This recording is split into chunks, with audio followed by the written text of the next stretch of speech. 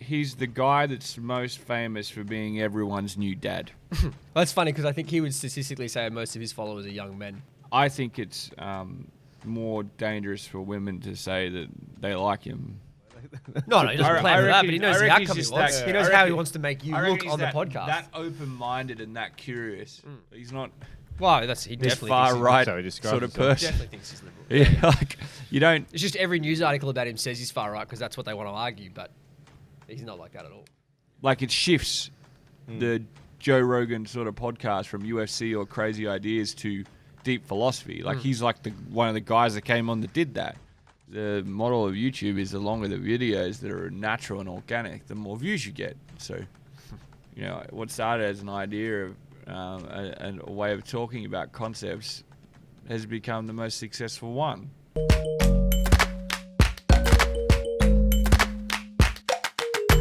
G'day everyone, welcome to Sci-Fi, where we uncover some interesting things about interesting people and psychology. Morning, Tom. Tom, how you doing? I mean, Pretty good. Are you going the ponytail for today? Yeah, giving it a go. Now it's locked in on social media forever. I also like that we now have a bloopers reel with your intros that you keep stuffing up. Keep stuff up. One stuff up. Let's get stuck straight into today, and we've got a pretty interesting one that we're covering off on. Looking at a modern psychologist. And so it's probably a bit controversial, but I'm not really sure why. Jordan Peterson.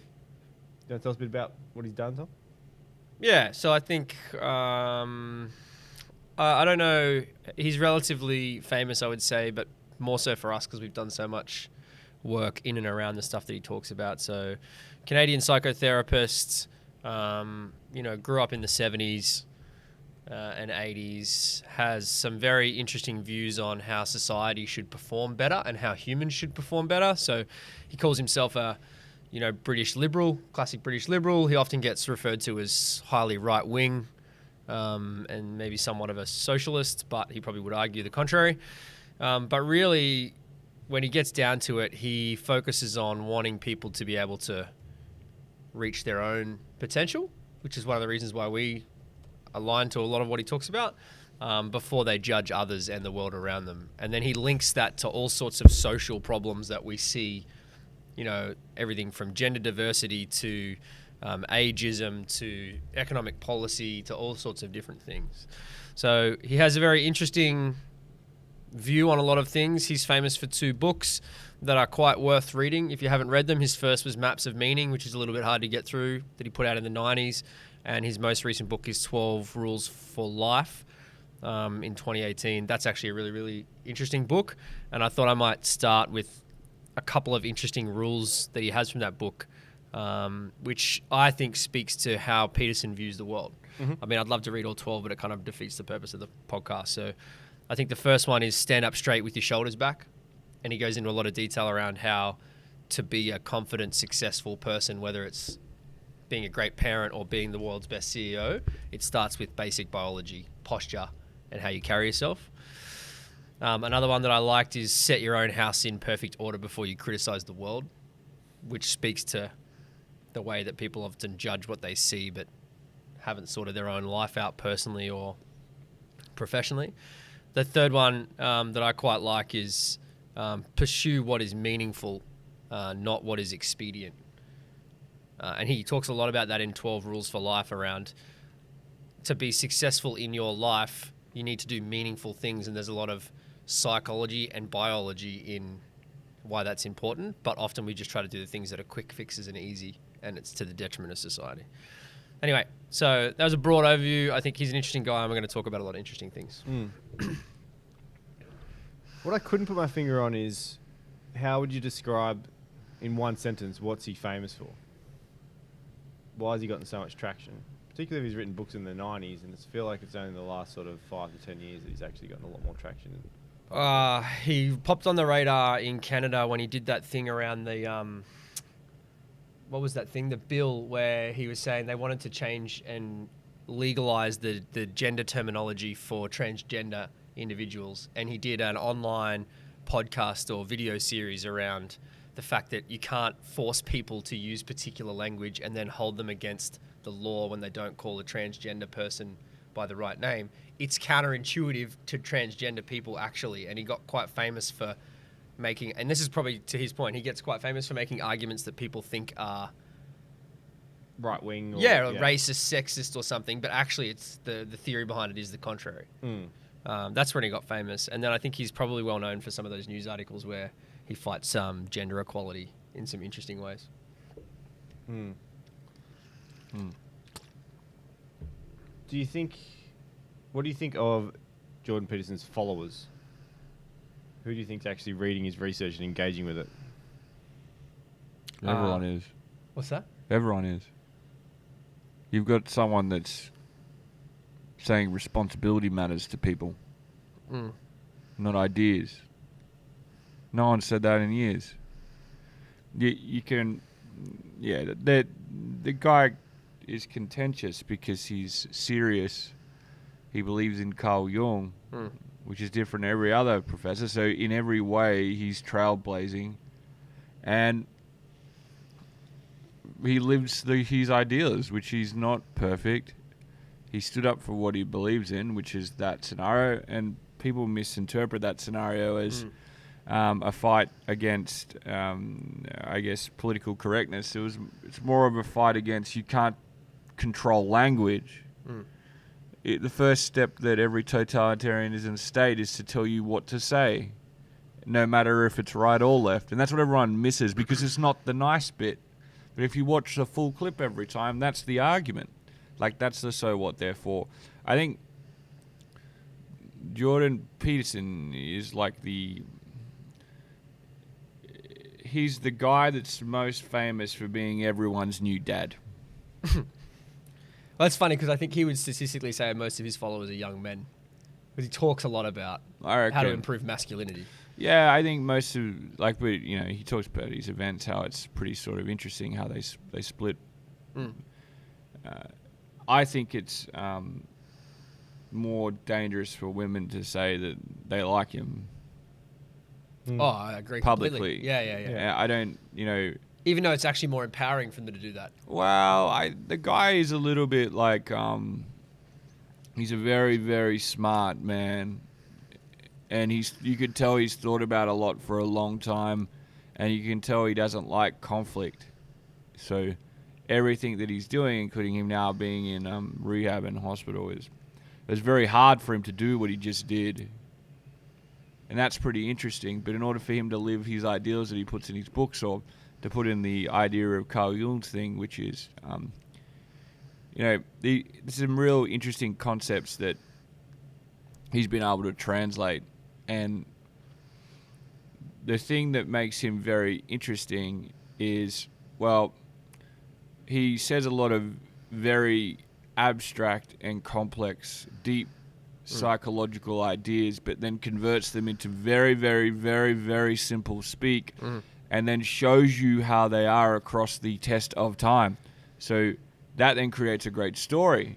And the reason his YouTube videos actually gained a lot of traction before the C16 or in Canada political issue was every story is, here's how it relates in this type of religion. And he does Buddha, he does them all, and this is what people don't see. And here's how it relates to this Disney movie. And this is why this Disney movie you find interesting. You don't know why, but this is what it is. And then this is the specific language lesson that you need to learn. And that's why that's why this guy has this following. It's like, here is this huge complex ideal that humans have been dealing with for the test of time. Here is it within our history. Here is it within Disney. And then here is what it means for you right now.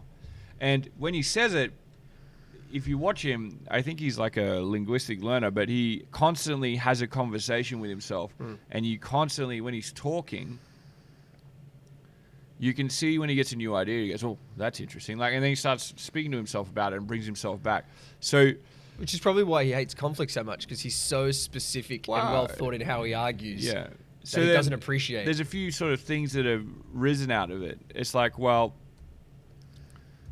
there's a few ideas. This is what this guy makes this guy a bit of a, I guess, game changer. And I'm a fan of him. And the reason I'm a fan of him is, the political correctness thing is just his battle. But if you ever watch any of his long-form conversations, they go much broader and deeper in a lot of other areas. What he's actually getting more and more known for is long-form conversations about all types of topics that are considered taboo, and young people want to talk about them because there's more information than people that are in charge have ever had. You don't need to have the university to have all this information. The second thing is he understands the power of something like YouTube and how it's a game changer for getting ideas out. And that pisses everyone off because they don't like that he can do that. And the last thing is... That's probably why he likes Rogan so much. Everyone thinks that news is short, sharp clips. And that's the news model. We're going to get click-throughs. So now they've got, now we've got long-form conversations where we might get somewhere sharing information, which is more valuable than these short click-through articles. And they're getting more traction. And that's what people really like. There's a reason why people watch reality TV. There's a reason, like, you're seeing, like, the idea that quality of conversation and content of one piece was better than the amount of information you could have. So knowing one thing really well and questioning it over and trying to know everything is the other phenomenon this guy has. I think when we talk about our interesting person of the week, that idea of long-form content, why it's so popular, will become very clear. Well, he's one of the reasons why it is. He's one of the reasons why people that were Joe Rogan or any of them's traditional audiences started to, it shifts the Joe Rogan sort of podcast from UFC or crazy ideas to deep philosophy. Like he's like one of the guys that came on that did that. So you make psychology, philosophy, rules for life, and responsibility cool. And the thing I like about him is that he's like, well, now that I've got this attention, I better do something good with it. And then just does like 250 trips. So the guy's, he's tried to be an entrepreneur, he's tried to be all these things. One of the things that I link to about it is this, and I was explaining this to one of my friends who was a female CEO the other day, and he explains this idea of, well, one of the things that reason I'm getting a lot of traction is I'm telling people that are getting targeted passively and directly at young ages, there's nothing wrong with them. There's nothing wrong with young men that want to build stuff. There's nothing wrong with if you can't keep their attention. The story I really like about him is he was growing up in Alberta in this rough town, and his friends started getting really, they become men, and they got sick of their character being questioned all the time. Everything that the teacher appeared was wrong. It was their character. Like, if they got something right and the teacher didn't like that they got something right and their ego was hurt, it was their character. So they just stopped coming to school. I'm sick of my character being questioned by you. Your character is worse. Like, why would I follow you? So, he's a pretty interesting dude. The thing that I find very appealing about him, though, is he's consistent. He didn't just get on the blower once and go, you're all a bunch of idiots. He got on the blower and he went, I'm going to put myself in the most difficult conversations where I'm going to get attacked, and I am not going to break character. Like, I am not going to let me succumb to my own ego. I'm just going to continually push back with queries to make people realize that you can question these people. Because that's what he does the majority of the time. He questions what they're saying to him, and they're not used to it. And he only questions them at like 3 layers. And what he's really trying to prove is you can question these people. Question them. And the second thing is just be responsible for your existence. And that's, there's no one that's telling you to be responsible for your existence. You're getting told in school that everyone is great. You can do anything. He says it as one of his Save the things. world. Treat yourself like someone you're responsible for helping. That's how he talks about it. Be the strongest person at your father's funeral is the thing that resonated with me. But, the interesting concept is like the conservatives for the first time, and he talked about politics a lot because North America likes politics. That's what they like to talk about. They like to identify by it. Well, they do like to identify by it, but they like to identify with ideas more. It was a country that was founded off a set of ideas that were written by a lot of people. That's not normal. Most countries were a monarchy, right? They don't, the court didn't really have a say in everything. So you've got, that's just part of his appeal. It's not the only thing he talks about, though. And if it's the majority of the content that's online that's been generated, him isn't talking about that. He's talking about things like the archetypes, the fundamental truths, like mainly just Carl Jung and translating it. I think he's done a great job of taking what Carl Jung used to believe in and turning it into everyday stories. And maybe it's actually more that he's just here now and he happens to be on YouTube. Yeah. Like if Carl Jung was on YouTube, maybe we'd be doing the same. It's three phenomenons lining up. One, realizing that YouTube's a mechanism to deliver learning. 2, long-form conversations are better than short content. And he's a fantastic teacher. Yeah. Those YouTube lectures at University of Harvard, If they present you the opportunity that they want to take you down, go into every fight with them possible. And he did it. And as much as anyone doesn't like his ideas or whatever, I'd implore you to research them. But it almost broke him, though. I think it did. But the big thing out of it is the guy went on stage for 2 years and just like kept hitting at him. He didn't bow down. And I think you'll probably find the guy is actually quite liberal. He's not...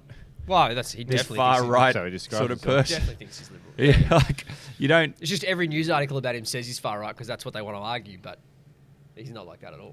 Yeah. I want to touch on what does this mean for someone like Jordan Peterson? What does that say about modern day psychologists?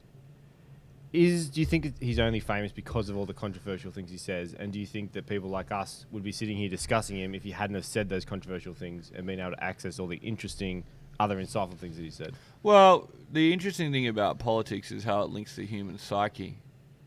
So the difference is the guy's a professional clinical psychologist with years of experience running his own business.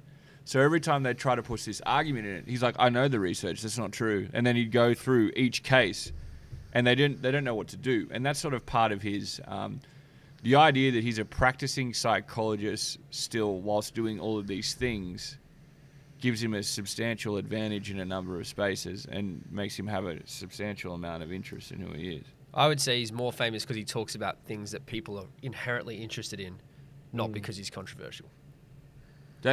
No, I agree, but we even said what's he famous for, and it was a controversial moment. It's whether he would have even gotten into the spotlight without talking in that way. Yeah, maybe, yeah. He does like to look at the big five. Why do you think he finds the big five, which we've discussed previously, so interesting? I think it's because it's the easiest tool for people to understand. Like, it's easy to describe how to improve someone's temperament. But he really talks about a lot of complex ideas in a very simple manner. He definitely talks a lot about how the amount of research that sits in and around the big five far outweighs the, I forget the right term, the statistical research for the other traits. So is it the simplicity behind it, but also partnered with the fact that it's actually been... It's incredibly robust. Yeah. Because he talks about... A lot of psychologists tried to disprove it. I'm not sure if you read some of the background research sent through, but he talks about how he hates the Myers-Briggs test. Yeah. And then people have sat down and tried to analyse what his Myers-Briggs result would be. Yeah. It's like, why? What's the point of that? I think you're right. I think it's very easy to translate for people, which is one of the reasons why we want to use it as well. Yeah, people find it very easy. And remember, he's trying to make people better. It's actually one of the tests that's really designed to show you how you can improve based on what you need at that point in your life, which is not like the other tests. Jordan Peterson is an individual. Where do you think he sits on some of those big five traits? I think the point you've been talking about around neuroticism, it sounds like the work that he's done has been pretty impactful on him as an individual. I don't think that's the most interesting trait for me was agreeableness, because he's actually quite agreeable. And he talks quite a lot about that, and when he gets asked about his big five, he's actually relatively agreeable. But he's constantly trying to explain things to people so they understand the true facts of it, which makes him appear very disagreeable. Agreeable is a pretty interesting trait. Everyone thinks that makes you a yes man. A lot of people forget that it's how you become likable. You can't lead a team unless you've got a requisite level of agreeableness. You can't drive collaboration to an outcome. So that doesn't mean the guy doesn't query or stand up for what he believes in, but he's one of those guys that if you shared a piece of information that made the whole system change, he would change his mind and go, that makes sense. On the spot, yeah. Yeah. And that's the difference between people that truly discuss ideas and concepts and try to understand them versus not. I think one of the reasons he comes back to the big five, and sometimes he contradicts himself on his descriptions of people, and that's okay. I don't think he's actually contradicting himself. I think he's just getting new information and sort of adjusting his approach. I personally think that he's a creative, so his neuroticism is probably a bit high. And he doesn't come from a background where you've got to fight all the time. So, you know, he's a pretty interesting dude. Like, he's an academic that became a clinical psychologist. Hearing him listen to how he was coaching all these high professional women how to sort their life out. People can't fathom. They're like, well, you know, all the people that are listening to you are men, but all of the clients that you've dealt with are female. And it sort of puts them in this juxtaposition where, you know, that's a very simple idea that you think the idea of responsibility only works with things like men.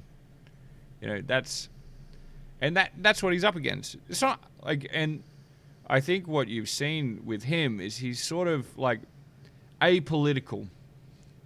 So most of those long-form discussion guys are not. So I think some of the value of him is that he's apolitical. Like, there's no... Are people trying to put a label on him and he doesn't but it doesn't stick. And that's the thing. Well, he's so well thought out in which values he aligns with and why. Yeah, but like, there's a debate you want to watch. It's got like two guys from the right. Well, they put Pearson in the right, and then, you know, two people. Well, there's like three people on the left, and the old like libertarian is like the guy that wants to discuss the ideas and can change his mind. And the younger ones are just like outrage. And like the older guy's like, you're just never going to win. And by the end of it, you could see like him and Jordan Peterson had a great relationship with each other through the course of the conversation. Do they agree on everything? No, because they're not disagreeing because of political ideas. And this is where people mix up their expertise and knowledge with their political ideals. They're looking at it from two different perspectives. Like, you've got a psychologist looking at how to solve the world from helping individuals solve themselves to solve the world. And then you've got someone that's looking at how do we organize systems so systems organize people to solve the world's problems. They're both not wrong. There's probably the answer somewhere in the middle. But you can sort of look at it and go, well, I could use these liberal policies to create these new systems that sort the world out. Whereas Peterson's like, well, we don't need systems to sort the world out if people are responsible. And if they're responsible, they'll actually look after people. And it's too hard to scale that ideal without grouping people. So if you want these actual things that aren't related to race, gender, and the rest of them, people just need to take responsibility for their actions and sort themselves out. And that, like, you go, oh, well, that's well, how does that?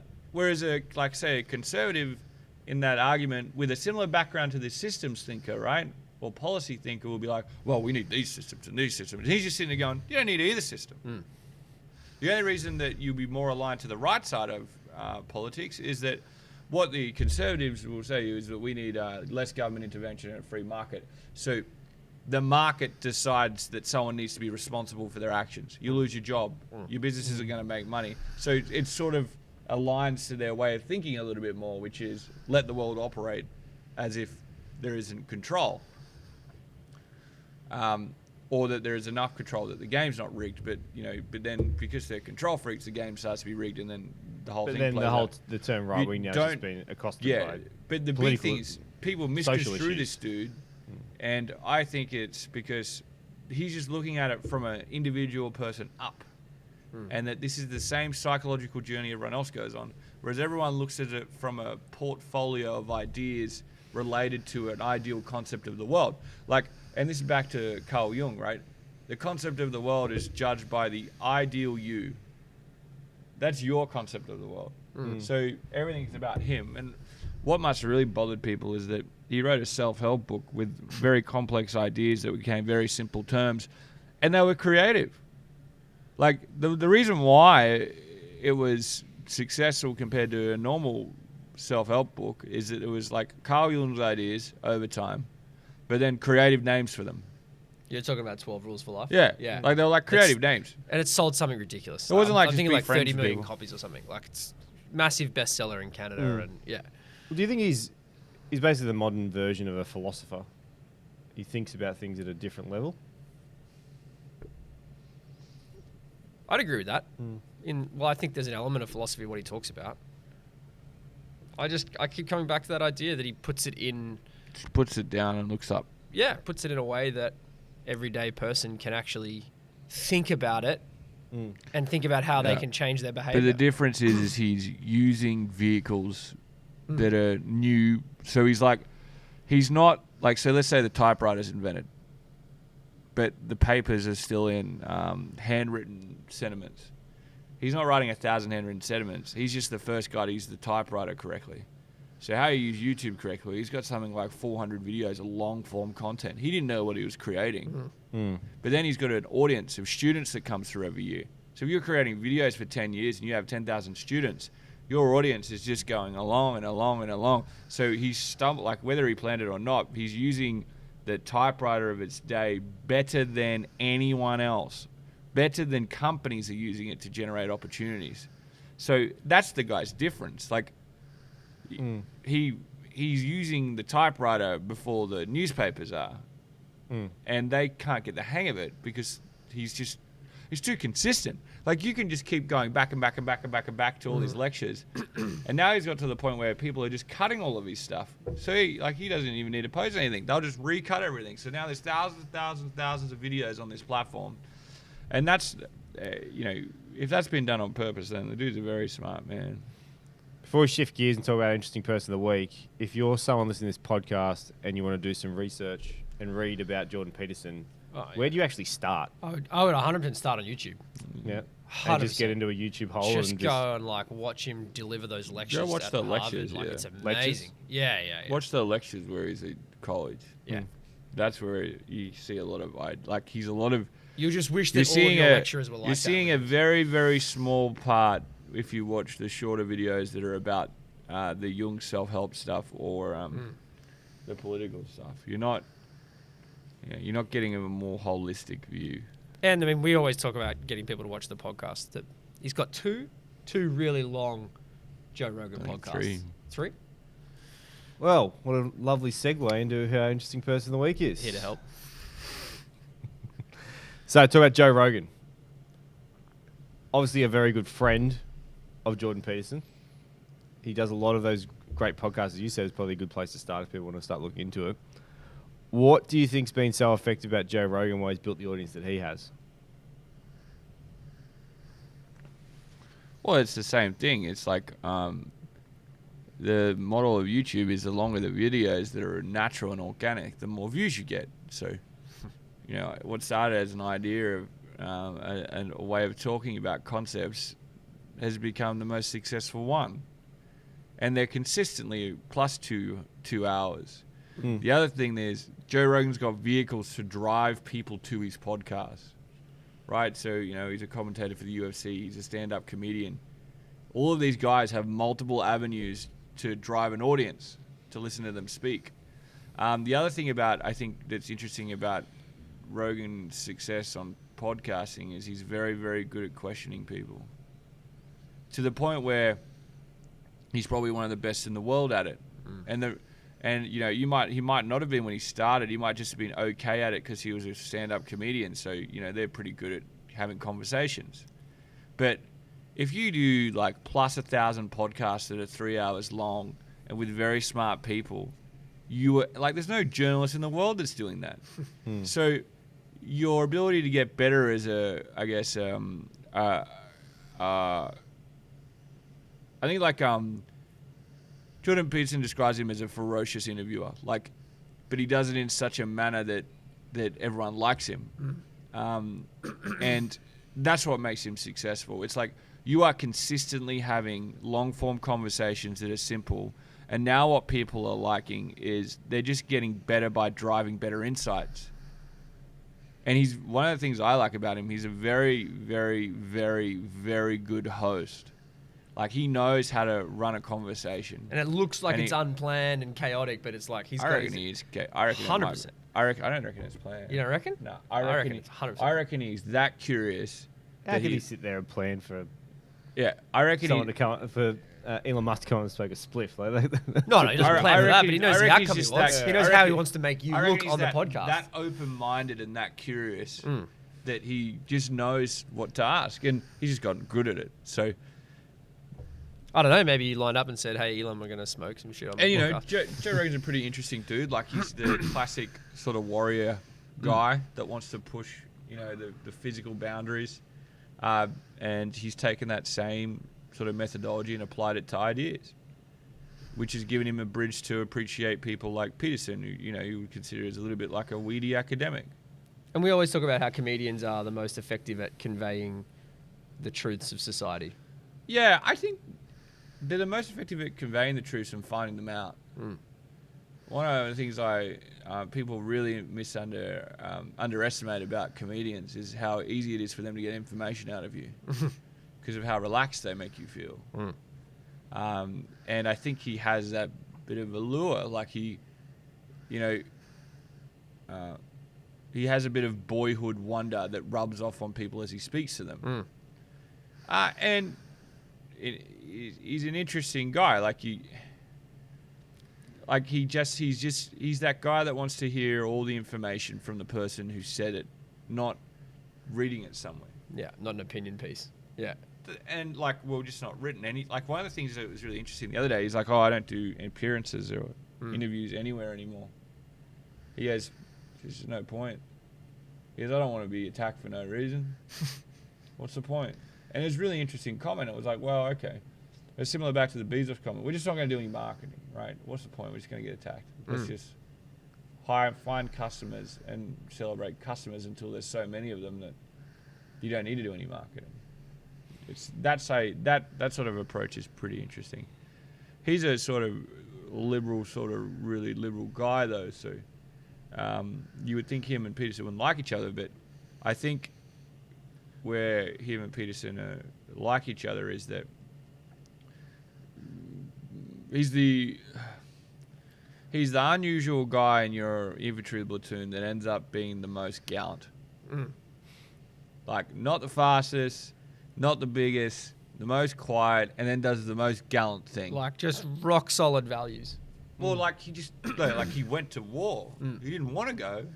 He didn't train for life, and now he's doing it. And I think someone like Rogan, who's trained for it for so long, I think you can, if you ever watch those podcasts between the two of them, you can see the sort of mutual respect of that. And yeah, I think. But he also, what I like about Rogan too, though, is he also does stuff for entertainment. So he's worked out how to split his podcasts up between really strong ideas about really technical concepts, and then bring on really entertaining people and talk about other things. Like Alex Jones, that dude's hilariously entertaining.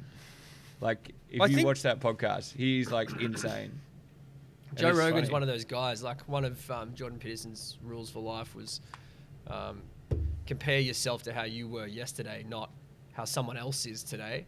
And Joe Rogan's a good example of someone who is trying to be the best version of himself, but not fit into the mold of what someone expects of a comedian, a UFC fighter, a podcaster, a famous person. Like, he kind of does all those little things. Like, he likes getting on DMT. He's got a few sports cars. He's got plenty of money. Like, but he's so open to experience and curious. Peterson's just like, this guy's just on his journey, and he's comparing himself to yesterday. He doesn't care what anybody else thinks about what he should be. And he's got that ability to make everyone feel comfortable. Like the Jordan Peterson interviews, they're actually probably a very good place to start, because you can noticeably see how relaxed Jordan Peterson is when he's having a conversation with him, because it's not adversarial. That's a good point.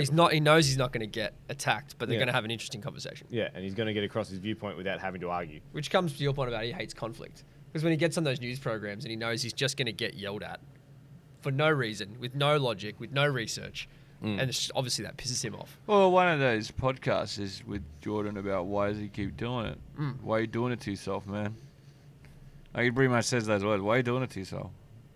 He goes, they're just coming for you. And he goes, they're getting better. Like, they're getting better people to come for you, and they're still not winning. And it's pretty interesting. Jordan Peterson's like, that's my cross to bear.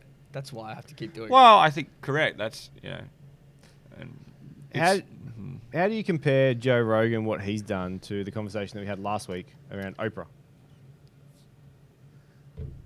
Obviously, different mediums, but different points in time. Do you see a parallel there?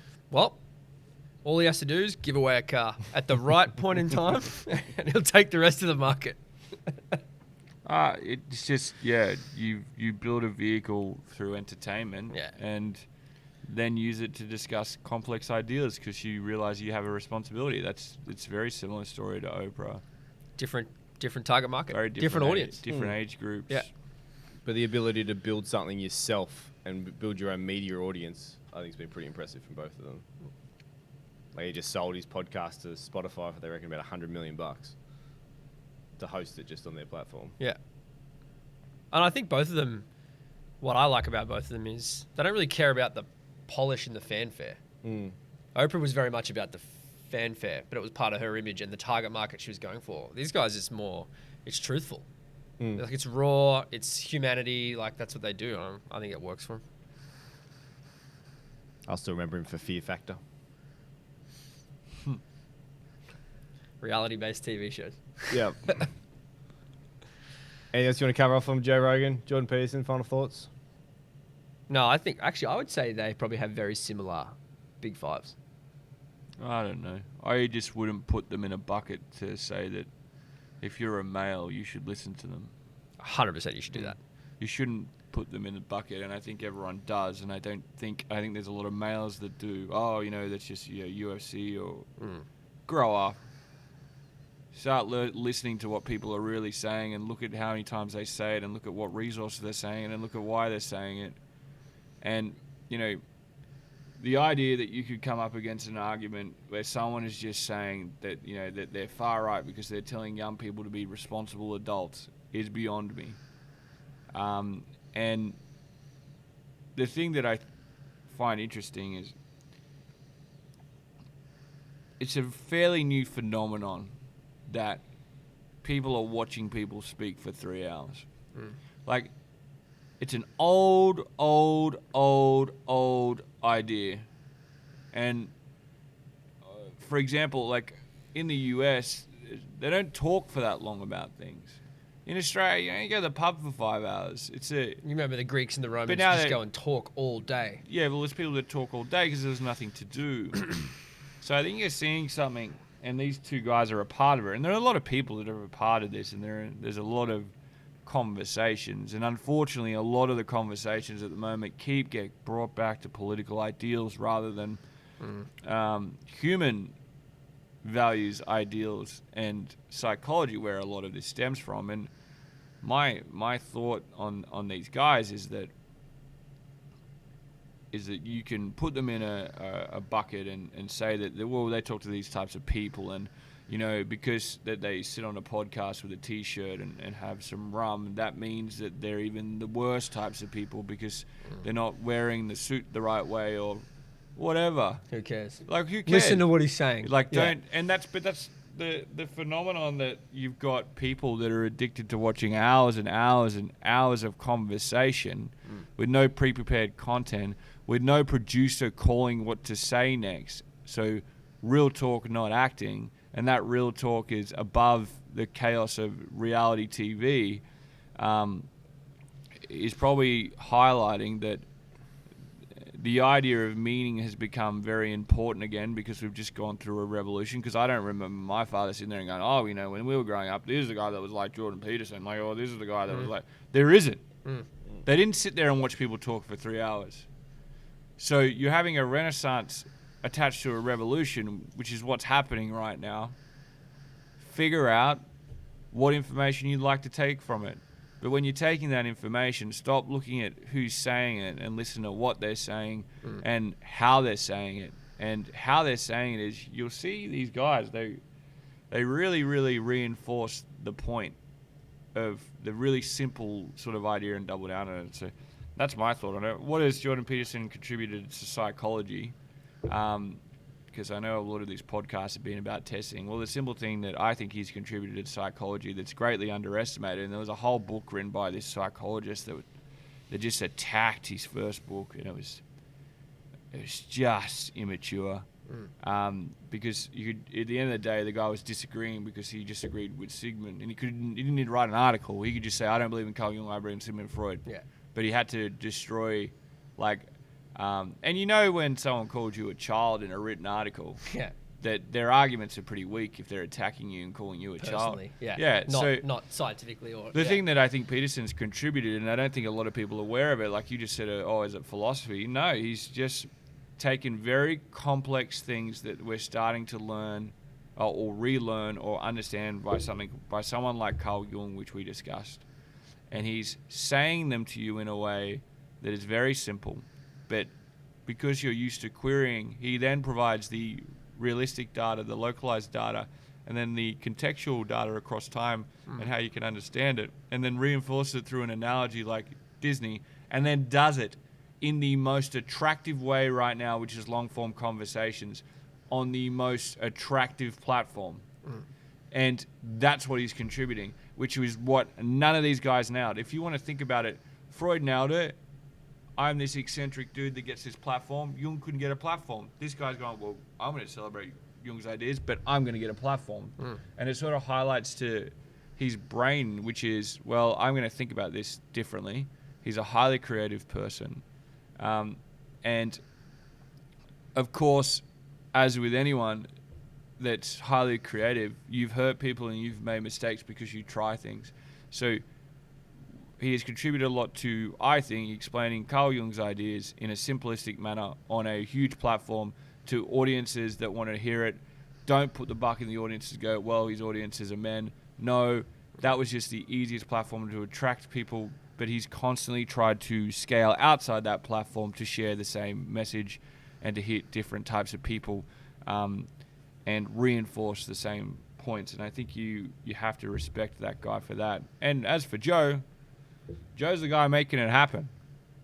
Like, he's the guy that's invented the typewriter. YouTube might have just put some videos online, but Joe was doing podcasts in 2010, so he got good at it before podcasts became popular. So when they started getting the uptick, he was already doing good podcasts. But like, you just how do you know that Joe is more important than YouTube? Well, Spotify just paid him a lot of money.